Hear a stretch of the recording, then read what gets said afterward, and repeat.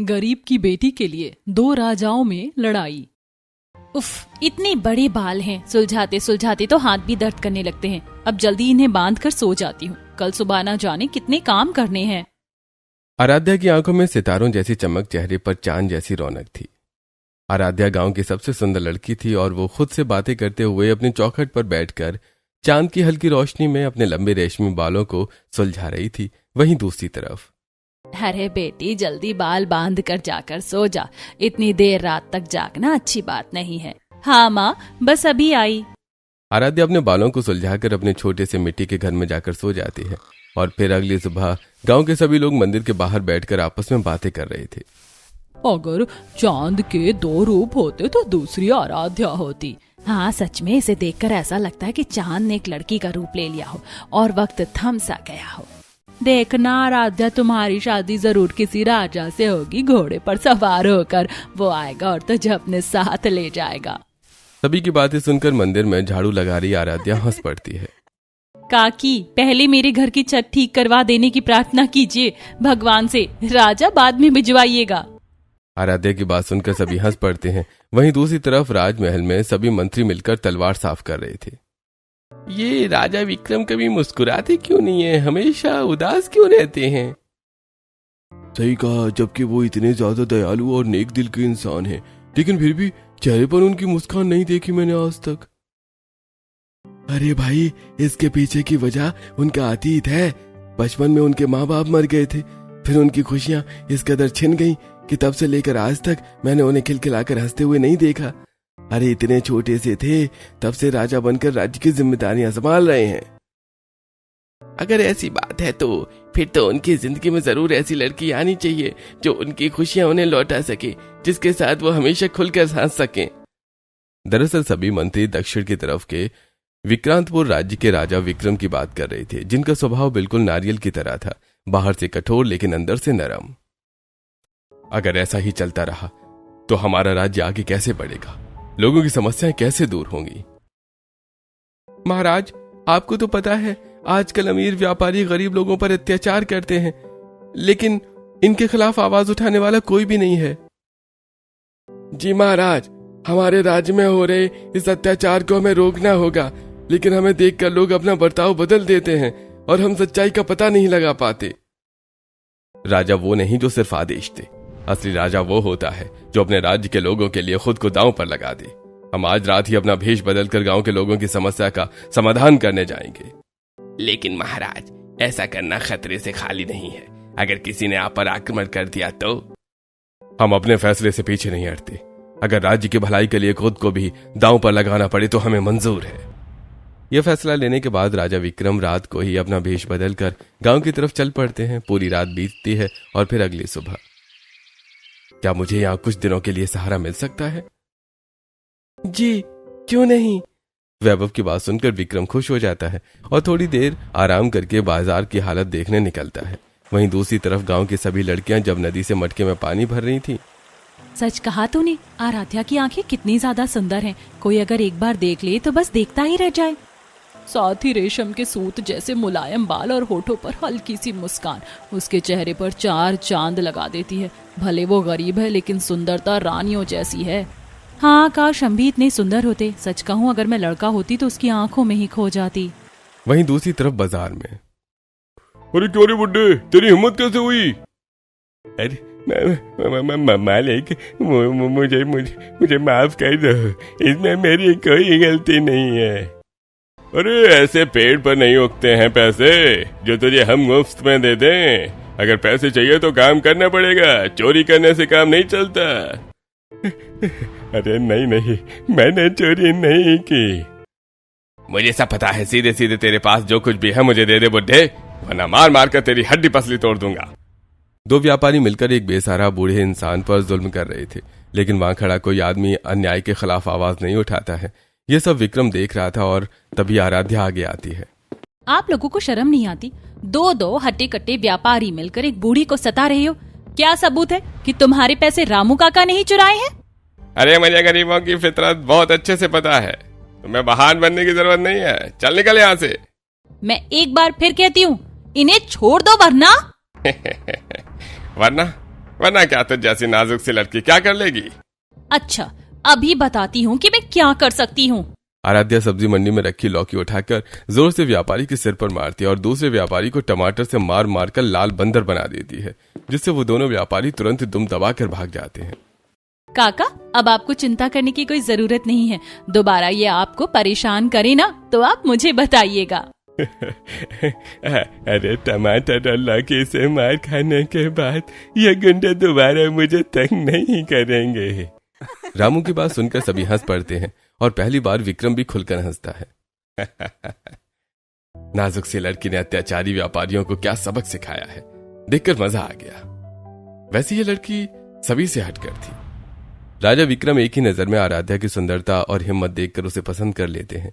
वहीं दूसरी तरफ उत्तरपुर के राजा श्रीकांत। आपने गलत फैसला लिया है, यह बिल्कुल झूठ है, आप मेरे साथ अन्याय कर रहे हैं। तुम्हारी हिम्मत कैसे हुई मेरे फैसले को गलत बताने की? भूलो मत, मैं यहाँ का राजा हूँ, मेरा लिया गया फैसला कभी गलत नहीं हो सकता। लेकिन महाराज। ले जाओ इस किसान को मेरी नजरों के सामने से, निकालो। मुझे आज विक्रांतपुर जाना है, यहाँ घूमने के लिए, और तुम सब अपना काम छोड़कर मेरे जाने की तैयारी करो। जी महाराज। यह है हमारे राजा श्रीकांत, जो राज्य की भलाई से ज्यादा खुद के मनोरंजन पर ध्यान देते थे। अलग अलग राज्यों में घूमना इनका शौक था और इसीलिए यह रात होते ही विक्रांतपुर घूमने पहुंचते हैं, जहां इनका एक भरोसेमंद व्यापारी हरिश्चंद्र रहता था। अरे भाई देखो देखो, उत्तरपुर के राजा आए हैं, श्रीकांत जी। आइए आइए, हमें आपका ही इंतजार था। रूबी देखो कौन आया है। हरिश्चंद्र के घर श्रीकांत के जाते ही एक अलग सी उमंग और खुशी छा जाती है। रूबी तुरंत दौड़ते हुए घर के बाहर आती है। अरे महाराज, आप आ गए। पता है आज मैंने आपके लिए एक से बढ़कर एक पकवान बनाए हैं। हाँ महाराज, आपके आने से ही हमारे घर की खुशियों के दरवाजे खुल गए हैं। अब एक राजा तुम जैसे व्यापारी के घर आया है तो खुश होना तो बनता है। खैर, आप लोग मेरे खाने की तैयारी कीजिए, मैं तब तक फ्रेश होकर आता हूँ। इतना कहकर श्रीकांत इतराते हुए घर के अंदर जाता है और फ्रेश होकर रूबी के हाथों के बने एक से बढ़कर एक पकवान खाता है।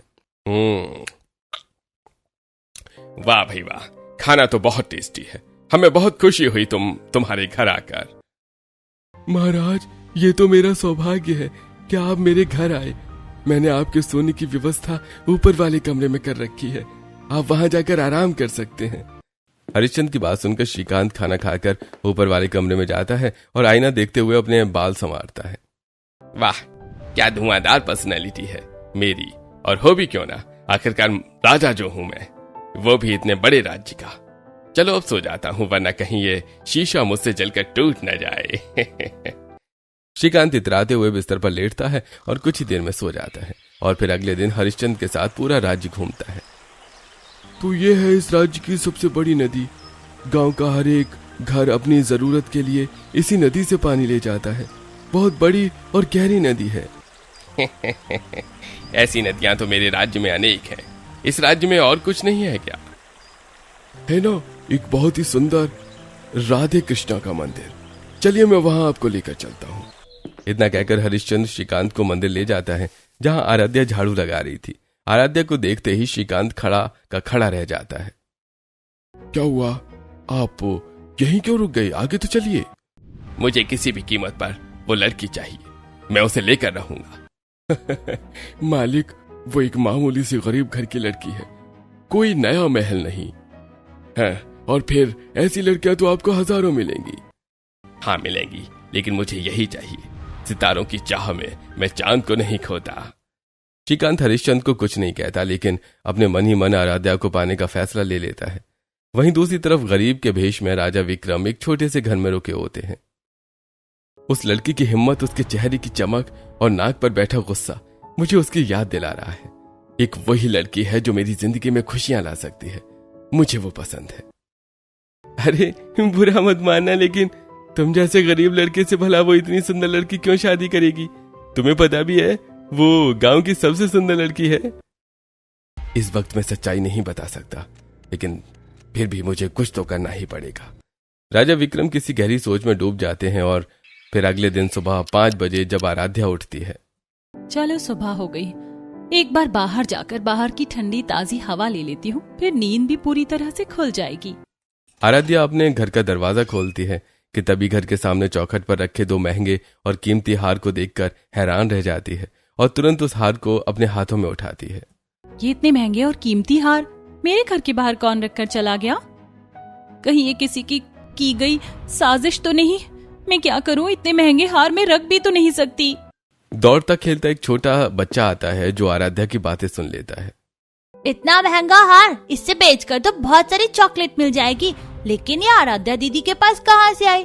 सुनो सुनो गांव वालों, आराध्या दीदी ने नया हार खरीदा है।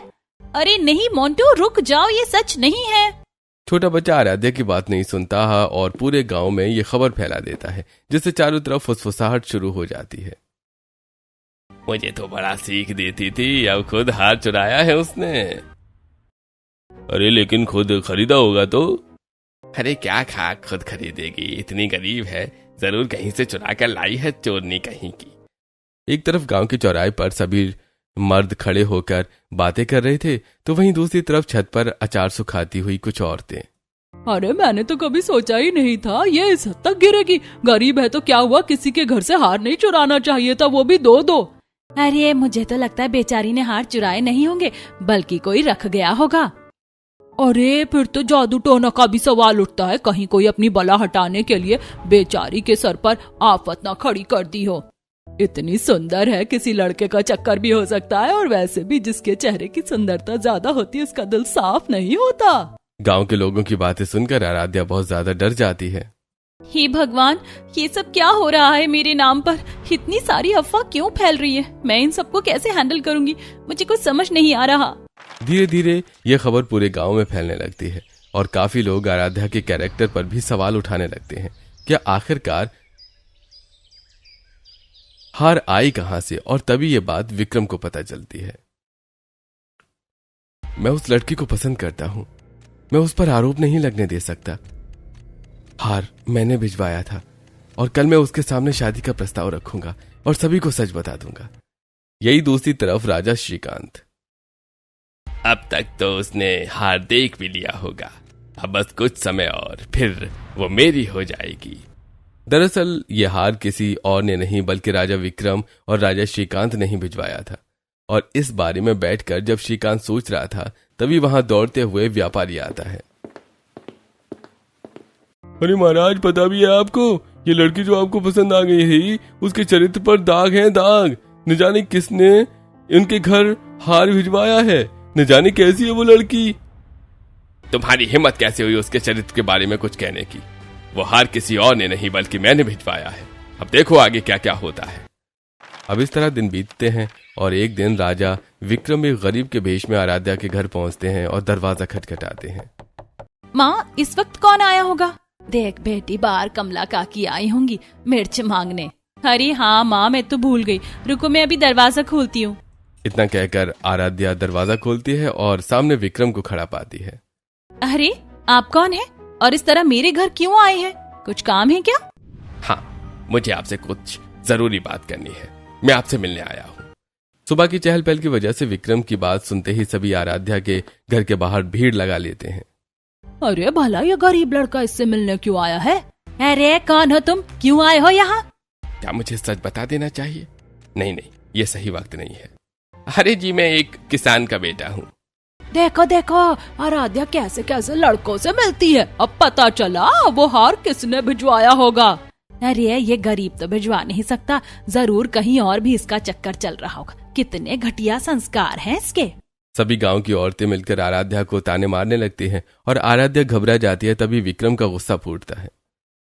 मैं कोई ऐसा वैसा लड़का नहीं हूँ, मैं दक्षिण दिशा का राजा हूँ और आराध्या का हाथ मांगने आया हूँ। ये सुनते ही सभी हैरान रह जाते हैं और अपना सिर झुका लेते हैं। मुझे माफ कर दीजिए, हमें पता नहीं था कि आप एक राजा हैं। इतने बड़े राज्य का राजा एक साधारण सी लड़की के लिए रिश्ता लेकर आया, ये जानकर बहुत हैरानी हो रही है।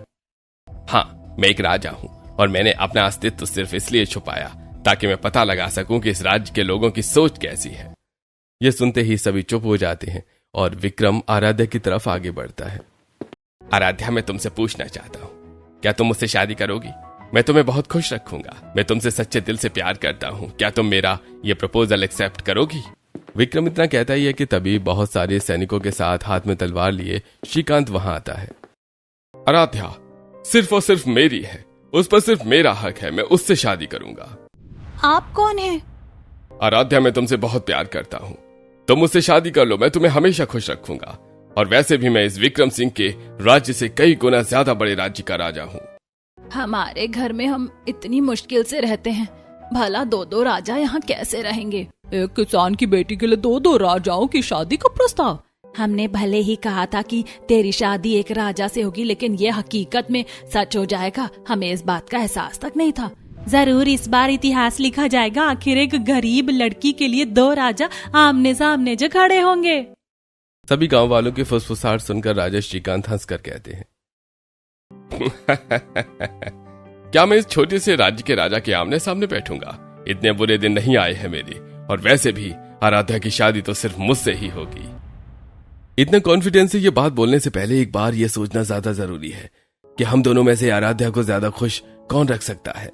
इसमें सोचने वाली क्या बात है, मैं रखूंगा आराध्या को ज्यादा खुश। और ये साबित कैसे होगा? अगर साबित ही करना है तो फिर युद्ध कर लेते हैं, जो जीतेगा उसकी शादी आराध्या के साथ होगी, और फिर जिसके पास ज्यादा शक्ति है उसी के साथ आराध्या ज्यादा खुश रह सकती है। युद्ध करके कोई फायदा नहीं है, युद्ध करने से सिर्फ लोगों की जान जाती है। शादी आराध्या को करनी है, हमें उससे पूछ लेना चाहिए। विक्रम के इतना कहते ही सभी गांव वाले विक्रम को एक अच्छा राजा मान लेते हैं, और फिर जब आराध्या से ये बात पूछी जाती है तो अरे वही जरूर ये लड़की विक्रम को ही चुनेगी, उसने स्त्रियों की इच्छा का जो सम्मान किया है।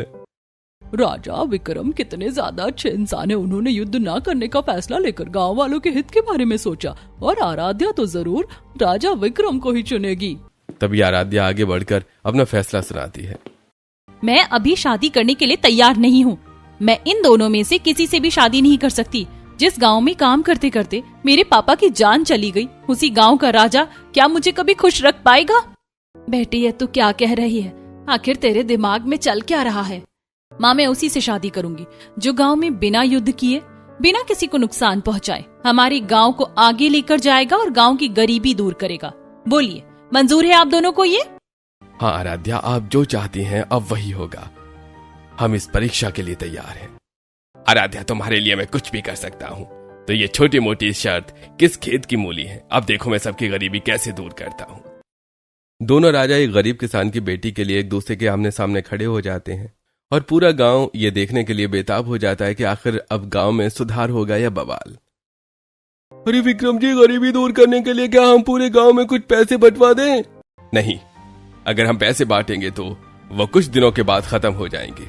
हमें उन पैसों से गांव की सुख सुविधाओं को बढ़ाना होगा, जिससे कोई भी बेरोजगार न रहे। अरे तो महाराज, आप आखिरकार करना क्या चाहते हैं? कैसे मिटेगी इस गांव की गरीबी? हर सरकारी अस्पताल, स्कूल, अनाथ आश्रम, इन सब जगह पर मैं खुद जाऊंगा और वहां की व्यवस्था देखकर इस बात का फैसला लूंगा। एक तरफ राजा विक्रम गांव की गरीबी को जड़ से दूर करने का फैसला लेते हैं, तो वहीं दूसरी तरफ राजा श्रीकांत, जो चीज मुझे चाहिए होती है मैं उसे हासिल करके रहता हूँ। पूरे गांव में सोने के सिक्के बंटवा दो। जब हर घर में सोना होगा तो गरीब कौन होगा?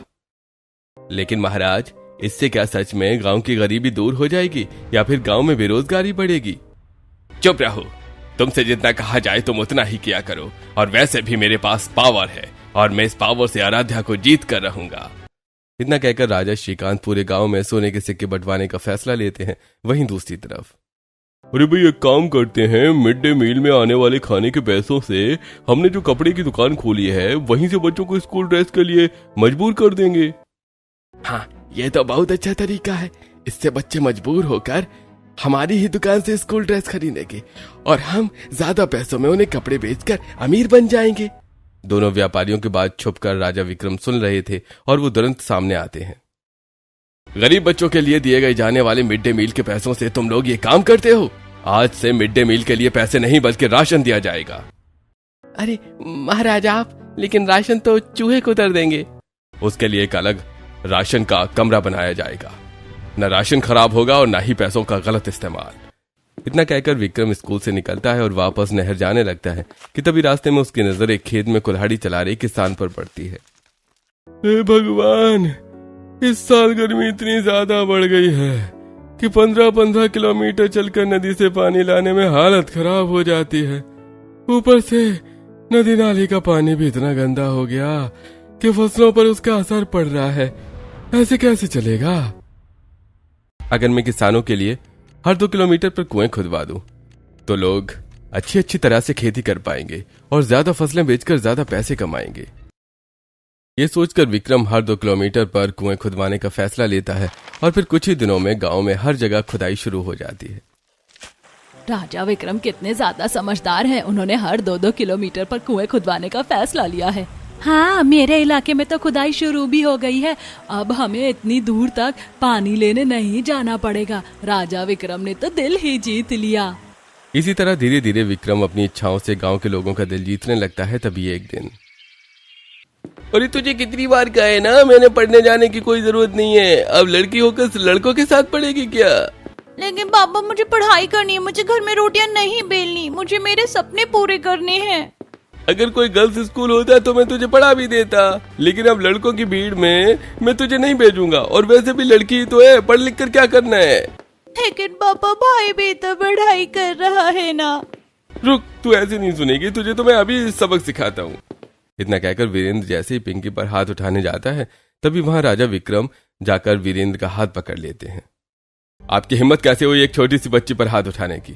अगर ये पढ़ना चाहती है तो इसे पढ़ाइए। महाराज, मुझे माफ कर दीजिए, मैं चाहकर भी इसे आगे नहीं पढ़ा सकता। स्कूल में लड़कियों के लिए कोई फैसिलिटीज नहीं है और फिर मेरे पास इतने पैसे भी नहीं है कि मैं अपने बच्चों को पढ़ा सकूं। अगर आपकी बेटी को स्कॉलरशिप दी जाए तो, और गर्ल्स स्कूल बना दिया जाए तो?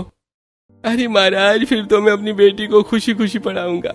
आखिरकार कौन होगा वो बाप जो चाहता होगा कि उसकी बेटी अनपढ़ रहे? महाराज, ये सब तो गरीबी की वजह से करना पड़ता है। ठीक है, तो आप बेफिक्र हो जाइए। 1 महीने के अंदर अंदर इस गांव में गर्ल्स स्कूल भी बनेंगे और लड़कियों की स्कॉलरशिप भी मिलेगी।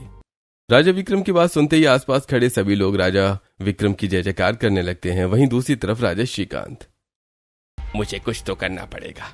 एक काम करता हूँ, गांव में सोने के सिक्के बंटवाने के साथ औरतों को हर महीने 1500 रुपए देने की घोषणा कर देता हूँ। और फिर एक बार बस आराध्या के साथ मेरी शादी हो जाए तो फिर मैं कौन सा इन्हें सच में पैसे दे दूंगा। ये सोचकर श्रीकांत पूरे गांव में सभी औरतों को 1500 रुपए मिलेंगे इस बात की घोषणा कर देते हैं, जिससे पूरे गांव में युद्ध से भी बड़ा गंभीर माहौल बन जाता है। तभी एक दिन राजा विक्रम अपना इलाज करवाने हॉस्पिटल पहुंचता है। देखो इतने बड़े राज्य के राजा हमारे हॉस्पिटल में इलाज करवाने के लिए आए हैं। जल्दी से इन्हें बिठाओ और सबसे पहले इनका इलाज करो।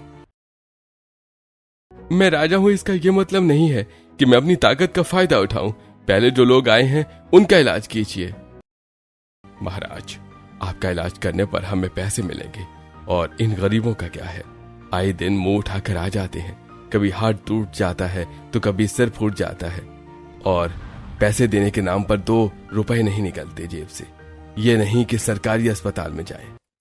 तभी वहां शीतल अपने गोद में खून से लथपथ अपने छोटे से बच्चे मोंटू को लिए रोते हुए आती है। डॉक्टर जल्दी से इसका इलाज कर दीजिए, गाड़ी से इसका एक्सीडेंट हो गया है। आप सरकारी अस्पताल में क्यों नहीं गईं? मैं वहीं जाती, लेकिन वहाँ इतनी भीड़ थी कि इसका नंबर आते आते 2 दिन लग जाते और 2 दिन में तो। मतलब इस गांव में अस्पताल की भी कमी है? अब मुझे गांव में अस्पताल भी खुलवाने पड़ेंगे।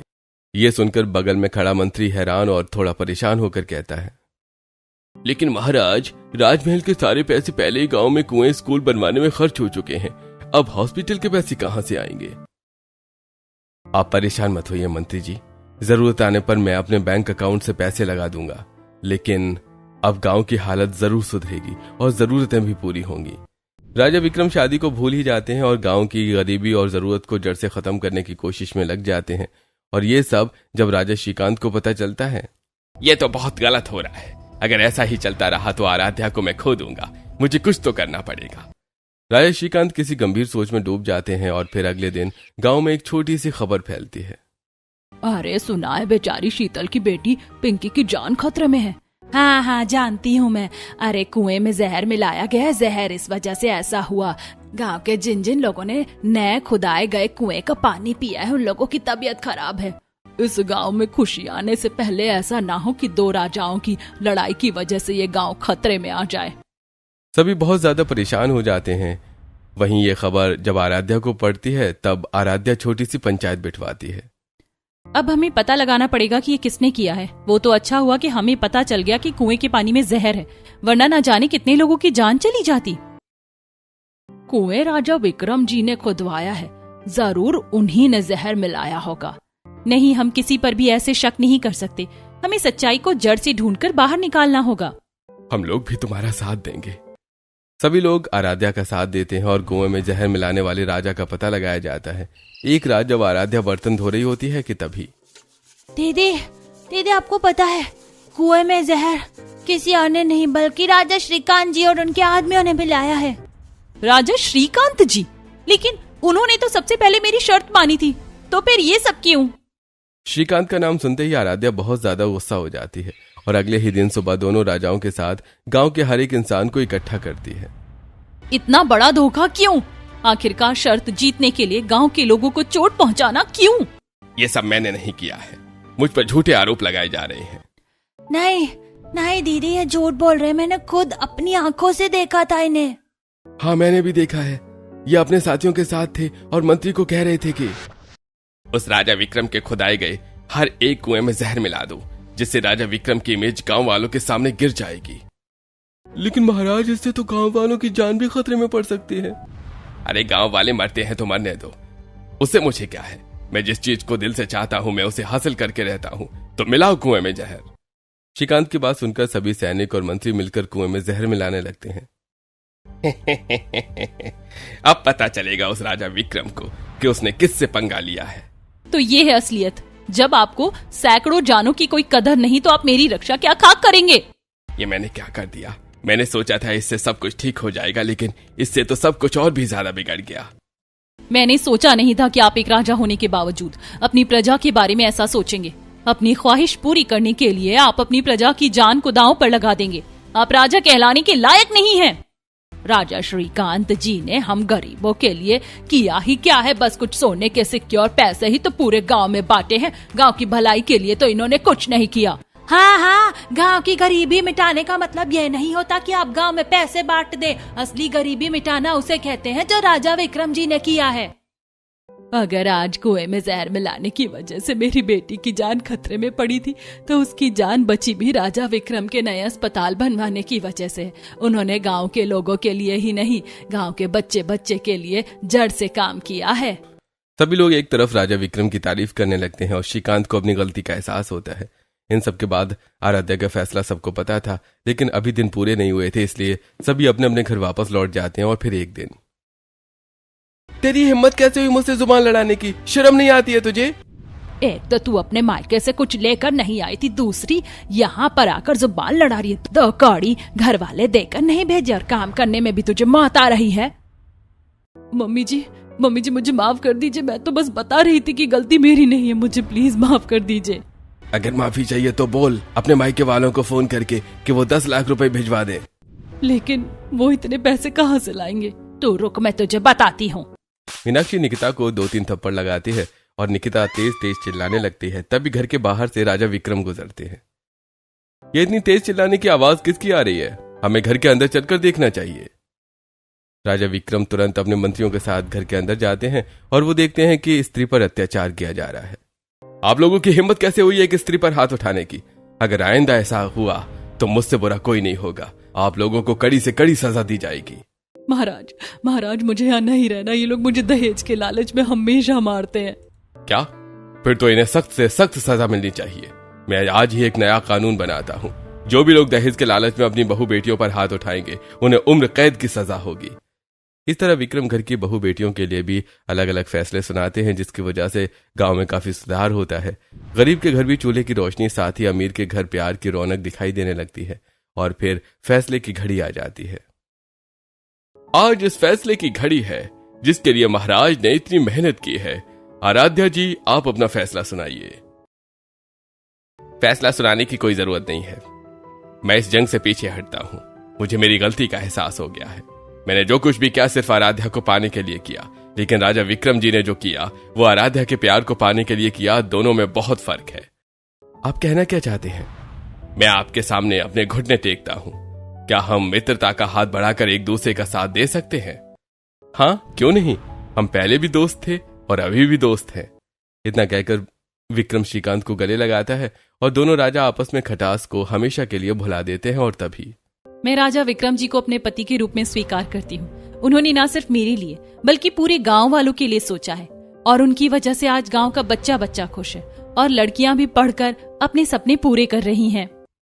आपको मैंने सिर्फ आपकी सुंदरता देखकर नहीं पसंद किया था, बल्कि आपके नेक दिल और स्वभाव को पसंद किया था। और मैं सही था। आपने सिर्फ अपने बारे में न सोचकर पूरे गांव वालों के बारे में सोचा और गांव में लोगों को नुकसान न पहुंचे इसलिए युद्ध होने से भी रोक दिया। यहाँ तक कि कुएं में जहर मिलाने जैसी गंभीर सच्चाई का भी पता लगाया। अरे मतलब अब महाराज के चेहरे की उदासी हमेशा के लिए दूर हो जाएगी और बचपन का दुख भूलकर अब वो अपनी दुनिया में खुश रहेंगे। इस तरह एक गरीब लड़की के लिए लड़ रहे दो राजाओं के बीच का मतभेद खत्म होता है और आराध्या राजा विक्रम से शादी करके गांव की भलाई में लग जाती है।